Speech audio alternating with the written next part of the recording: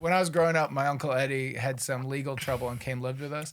And throughout the years, as I've listened back to all the stories, you never know what's real or not. Of course. It's one of those things where you're like, yeah, those were like really formative years. I believed you to be like a father figure. I think you were lying. Of course. But one of the real pivotal ones I look back at is we were doing some chore my mom made us do, like digging fence posts or something stupid. We were just like in the yard, and he was telling some story because my mom had a junk shop and he sold neon out of it, so they were always working. Hell yeah, but I was always there too, so it was like whenever I wasn't there, he would say like, "You fucking missed it yesterday," and I'd go like, "What I miss?"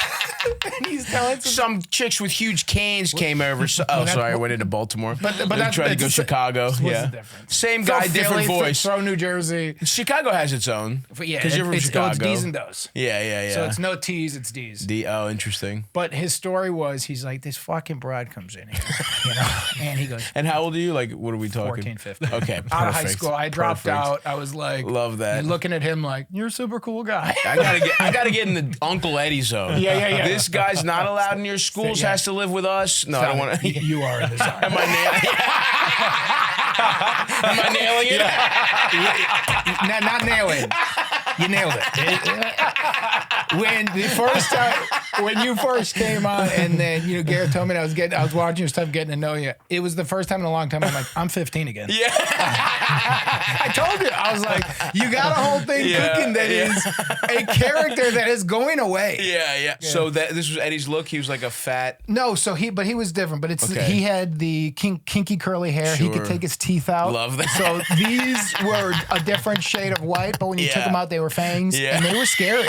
Dude, those little fucked up teeth. Yeah, man, and it was scary. Absolutely. But his whole thing was, one day he told me, he was like, there was this long haired broad in there, and she's sucking my fucking dick, and at the junk shop. Yes, and there's jealousy. Yeah. I don't care whatever story it is. I don't care how bad it is. How fake it is. You're like, for a moment, you're like, what? And at first you go like, I've been here a lot. All I'm doing is like stripping and staining furniture.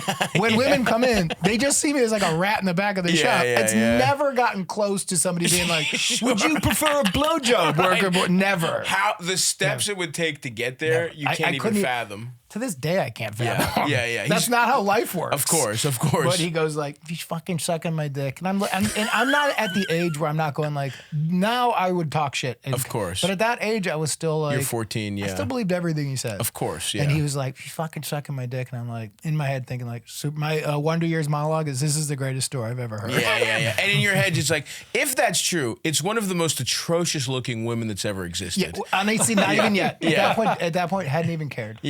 All I thought was like, a woman walked into this place where my mother hangs. Where we like work and hang out and get in terrible fights. And then he goes, I'm getting my dick sucked. And he goes, and then I feel the stubble on my nuts. And this is a true story. I go, what?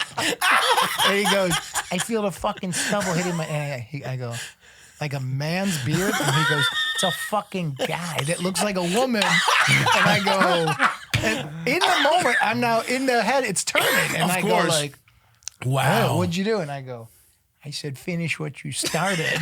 And but this is why psychologically he's such a fascinating character. Yeah, that's awesome. Because it finishes and I'm like, I don't think that's a cool story anymore. I think that's a bad story. That's a weird story. You finished it like you dominated me and told the best story. Totally. And your confidence has confused me, so I had to go like, right, that's awesome, man. Like, I think a dude in a wig sucked your dick.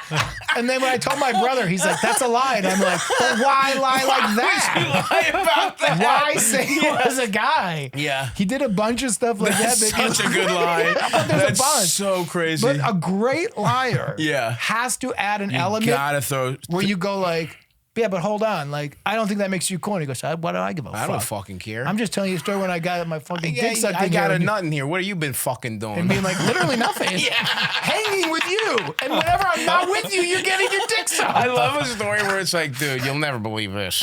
And it's like you think it's going to be awesome, but it's like, he's talking about like a minor inconvenience. Like they got his order wrong. Like they got, like, I ordered salami. It's fucking roast beef.